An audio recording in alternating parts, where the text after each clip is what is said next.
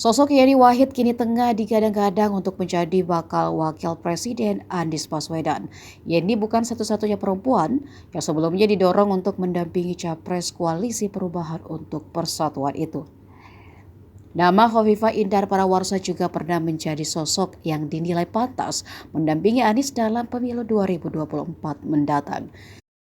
Dilansir dari Kompas.com, Direktur Eksekutif Institute for Democracy and Strategic Affairs, Ahmad Khairul Umam pun mengungkap keuntungan yang bisa didapat Anies jika memilih antara dua sosok perempuan tersebut.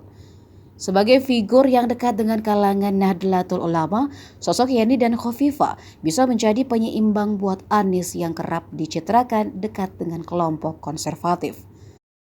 Keduanya mempresentasikan elemen kekuatan Nahdlatul Ulama yang mewakili karakter Islam moderat dan nasionalisme religius. Hal itu menurut Umam bisa dimanfaatkan Anies untuk menepis tudingan kedekatan dengan Islam konservatif. Selain itu, kata Umam, baik Yeni maupun Khofifah sama-sama mewakili kekuatan politik perempuan.